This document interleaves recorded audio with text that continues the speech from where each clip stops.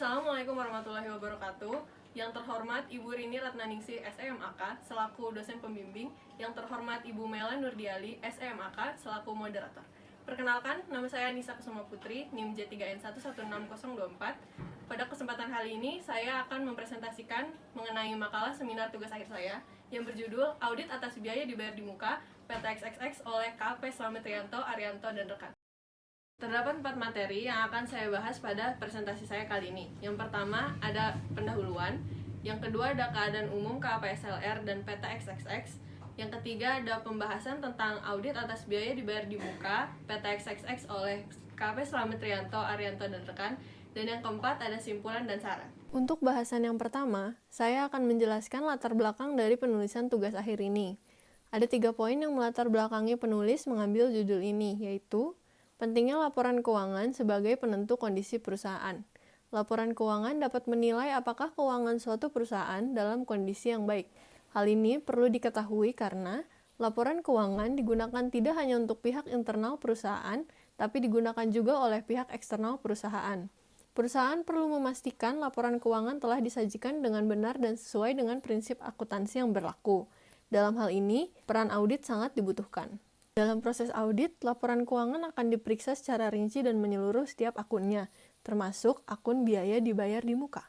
Nilainya yang tidak sebesar akun lainnya mengakibatkan banyak perusahaan yang kurang awas dalam pencatatan nilai dari akun tersebut dan melakukan kesalahan pencatatan. Kesalahan pencatatan itu akan berpengaruh ke dalam neraca dan laporan laba rugi perusahaan, karena akun tersebut berkaitan juga dengan akun biaya yang terletak pada laporan laba rugi.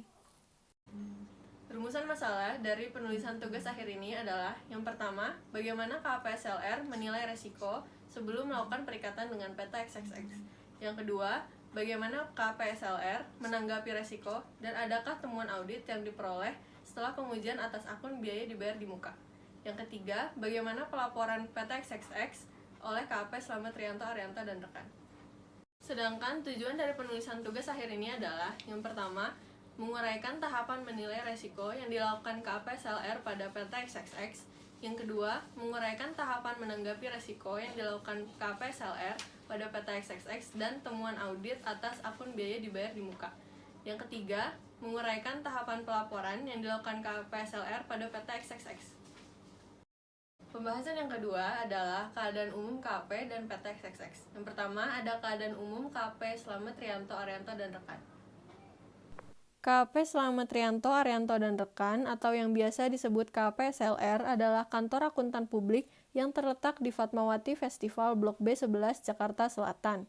KP ini telah berdiri sejak tahun 2014, di mana saat itu namanya masih KP Slamet Rianto, yang dipimpin oleh satu partner yaitu akuntan publik Slamet Rianto. Pada tahun 2016, akuntan publik Slamet Rianto memutuskan untuk bergabung dengan beberapa rekan dan merubah nama KP Slamet Rianto menjadi KP Slamet Rianto, Arianto, dan rekan.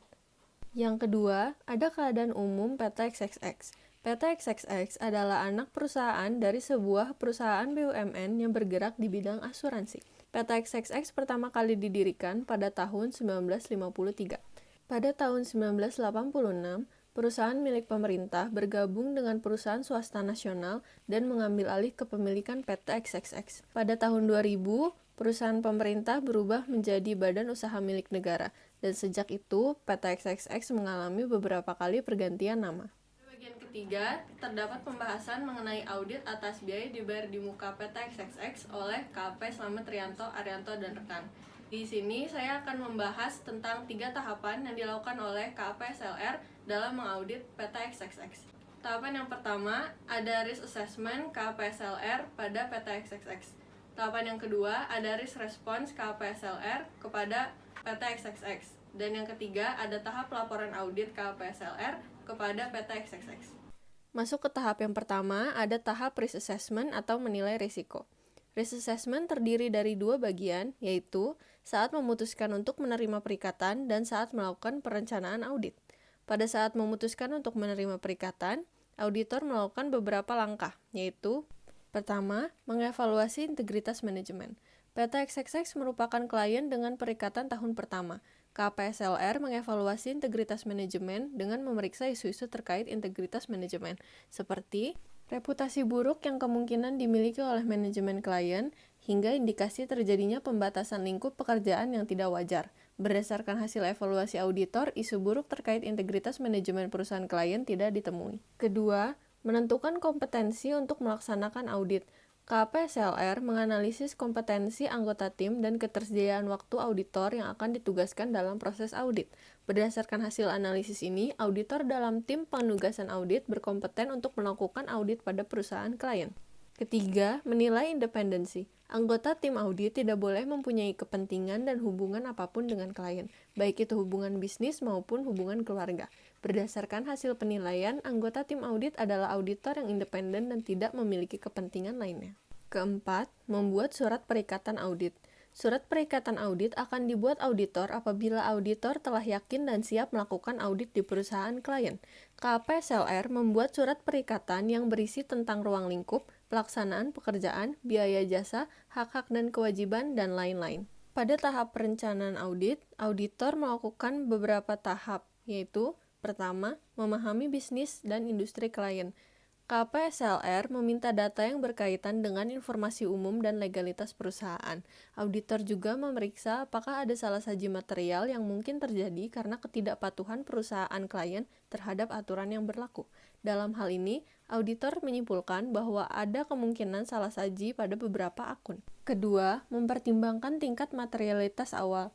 Dalam menentukan tingkat materialitas keseluruhan pada PT XXX, KPSLR menggunakan acuan saldo total aset dengan margin 1% sampai 3%, sedangkan perhitungan materialitas saldo akun diambil secara rata pada materialitas pelaksanaan. Berdasarkan perhitungan tersebut, dapat disimpulkan bahwa akun biaya dibayar di muka tidak material karena nilai saldonya berada di bawah materialitas pelaksanaan. Ketiga, melaksanakan prosedur analitik. KPSLR melakukan dua analisis berupa analisis perbandingan data antar periode dan analisis rasio keuangan. Dari analisis ini, auditor menyimpulkan bahwa ada kemungkinan salah saji material. Rasio aktivitas perusahaan menunjukkan nilai di bawah rata-rata. Keempat, prosedur penilaian resiko. KPSLR melakukan dua pertimbangan resiko, yaitu inherent risk dan control risk. Auditor menyimpulkan bahwa ada kemungkinan salah saji material pada akun-akun tertentu. Kategori resiko klien adalah tinggi. Kelima, komunikasi dengan TCWG atau Those Charged with Governance. KPSLR melakukan komunikasi dengan pihak TCWG. Dari hasil komunikasi dengan TCWG, auditor menyimpulkan komunikasi kurang memadai. Masuk ke tahap yang kedua, yaitu tahap risk response atau menanggapi resiko. Pada tahap ini akan dijelaskan 3 prosedur pengujian yang dilakukan KPSLR dalam mengaudit PT XXX dan temuan audit KPSLR atas akun biaya dibayar di muka. Yang pertama, pengujian analitik. Prosedur pengujian analitik dilakukan untuk mengetahui perubahan yang terjadi pada periode tahun audit dan periode tahun sebelumnya. Hasil pengujian analitis saldo akun biaya dibayar di muka PT XXX dapat dilihat pada tabel berikut. Berdasarkan tabel tersebut, dapat dilihat bahwa ada kenaikan sebesar Rp66.875.004 pada akun uang muka sewa gedung, dengan persentase kenaikan sebesar 30%. Perubahan tersebut terjadi karena beberapa hal, seperti perubahan harga kontrak sewa gedung, penambahan deposit sewa, dan dibukanya cabang baru. Kedua, pengujian pengendalian. KPSLR melakukan prosedur pemeriksaan compliance test. Kertas kerja prosedur pemeriksaan compliance test yang digunakan KPSLR untuk akun biaya dibayar di muka dapat dilihat pada gambar berikut. Berdasarkan pemeriksaan compliance test, bukti-bukti transaksi akun biaya dibayar di muka telah diotorisasi dengan pejabat yang berwenang. Semua bukti transaksi juga telah diarsipkan dengan baik mulai dari bukti pembayaran sampai perjanjian sewa. Prosedur yang ketiga adalah pengujian substantif. Pengujian substantif dilakukan auditor saat melakukan audit pekerjaan lapangan. KPSLR melakukan 7 tahap prosedur dalam membuktikan kewajaran atas akun sewa dibayar di muka. 1. Minta rincian per tanggal neraca. Data yang diperoleh dari PT XXX adalah data General Ledger yang merupakan kumpulan transaksi seluruh cabang PT XXX yang telah digabung menjadi satu dalam sistem pencatatan akuntansi milik PT XXX. Berdasarkan data tersebut dapat diketahui mutasi dari masing-masing uang muka sewa. 2. Cek ketelitian perhitungan matematis. Pada tahap ini, auditor melakukan rekalkulasi amortisasi. Rekalkulasi ditulis ke dalam kertas kerja yang disebut supporting schedule. Perhitungan amortisasi ini dibuat per masing-masing cabang yang memiliki akun sewa dibayar di muka, baik itu sewa gedung kantor maupun sewa rumah dinas. 3. Cocokkan saldo prepaid rent per tanggal neraca dengan saldo buku besar. Tahap ini dilakukan untuk mengetahui apakah seluruh transaksi sudah tercatat dan sesuai dengan yang dicatatkan pada buku besar.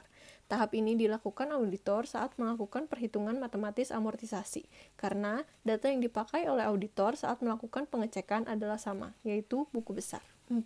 Cocokkan saldo awal prepaid rent dengan kertas kerja pemeriksaan tahun lalu. Di sini, auditor memeriksa apakah saldo awal yang digunakan pada periode yang diaudit sama jumlahnya dengan saldo akhir tahun sebelumnya. Pada pemeriksaan saldo awal akun sewa dibayar di muka pada PT XXX, saldo awal periode yang diaudit sesuai dengan saldo akhir tahun sebelumnya. 5. Lakukan vouching pembayaran dan periksa lease agreement. Dalam tahap ini, auditor memeriksa seluruh perjanjian sewa masing-masing cabang, baik itu sewa gedung kantor maupun sewa rumah dinas. Nominal dan periode sewa yang tertera pada perjanjian dijadikan dasar auditor dalam menghitung amortisasi versi audit. Permintaan data perjanjian sewa terdapat sedikit kendala, karena ada beberapa perjanjian sewa yang belum diarsipkan oleh pusat. 6. Cocokkan total yang dibebankan sebagai biaya sewa. Pemeriksaan biaya sewa ini dilakukan saat auditor melakukan perhitungan matematis akun sewa dibayar di muka. Auditor menyimpulkan jumlah sewa dibayar di muka yang dibebankan sudah sesuai dengan jumlah beban sewa pada periode tersebut. 7. Buat kesimpulan dan buat usulan adjustment jika diperlukan. Sebelum membuat kesimpulan, auditor akan melakukan komunikasi terlebih dahulu kepada pihak manajemen klien terkait temuan tersebut. Manajemen akan mengevaluasi hasil temuan, dan apabila manajemen bersedia mengubah kesalahan yang ditemui auditor, maka auditor akan membuat usulan journal adjustment kepada klien. Setelah melakukan perhitungan matematis amortisasi dan melakukan prosedur pemeriksaan sewa dibayar di muka, auditor menemukan beberapa temuan, contohnya pada cabang Bandung dan cabang Mataram. Pada cabang Bandung diketahui terdapat selisih sebesar 4.166.667 yang muncul karena klien keliru mencatat jumlah amortisasi. Beban sewa yang telah dibebankan pada bulan sebelumnya kembali diakui sebagai beban pada bulan berikutnya. Berikut dapat dilihat pada tabel usulan journal adjustment beban sewa gedung kantor untuk menyesuaikan jumlah beban sewa yang lebih catat. Pada cabang Mataram, jumlah biaya dibayar di muka yang diamortisasi setiap bulannya adalah sebesar Rp3.333.333. Sedangkan pencatatan klien untuk amortisasi cabang Mataram adalah sebesar Rp2.500.000. Hal ini menyebabkan adanya selisih sebesar Rp8.333.333, di mana klien kurang mencatat jumlah beban sewa gedung kantor. Berikut pada tabel dapat dilihat usulan journal adjustment yang diberikan oleh auditor. Tahap yang ketiga yaitu reporting dibagi menjadi dua, yaitu evaluasi dan pelaporan. Evaluasi dilakukan oleh audit manager, di mana manajer akan melakukan review terkait dengan pengungkapan laporan keuangan. Pada tahap pelaporan, auditor akan membuat laporan audit yang terdiri dari lembar opini dan laporan keuangan yang telah diaudit. Saat ini auditor belum mencapai tahap penulisan laporan audit final karena masih menunggu tanggapan dari pihak manajemen. Opini belum bisa ditentukan. Pembahasan yang keempat yaitu simpulan dan saran. Terdapat 3 poin yang dapat disimpulkan dari pembahasan audit atas biaya dibayar di muka PT XXX oleh KP Slamet Trianto Arianto dan rekan. Yang pertama, pada tahap menilai resiko atau risk assessment, KPSLR melakukan beberapa langkah yang dapat dibagi menjadi 2 bagian, yaitu saat menentukan untuk menerima perikatan audit dan saat melakukan perencanaan audit. Yang kedua, pada tahap menanggapi resiko atau risk response, KPSLR melakukan 3 prosedur pengujian, yaitu prosedur pengujian analitik, prosedur pengujian pengendalian, dan prosedur pengujian substantif. Auditor mendapat beberapa temuan kesalahan pencatatan pada akun sewa dibayar di muka. Temuan ini telah dikomunikasikan kepada pihak manajemen klien, dan auditor telah mengusulkan journal adjustment kepada klien. Yang ketiga, pada tahap laporan atau reporting, KP akan memberikan laporan hasil audit. Audit terhadap PT XXX masih berlangsung. Auditor belum mencapai tahap penulisan laporan audit final, karena masih menunggu tanggapan dari pihak manajemen klien. Opini belum bisa ditentukan. Berdasarkan hasil pemeriksaan audit yang dilakukan KPSLR kepada PT XXX, terdapat saran yang ditujukan kepada PT XXX, yaitu pengarsipan data yang kurang lengkap akan mengundur waktu perolehan bukti pendukung. Arsip data seperti perjanjian sewa sebaiknya disimpan di cabang maupun di pusat, sehingga Apabila arsip tersebut dibutuhkan kembali, akan lebih cepat dan lebih mudah untuk mendapatkannya. Sekian presentasi dari saya. Mohon maaf apabila ada kesalahan. Wassalamualaikum warahmatullahi wabarakatuh.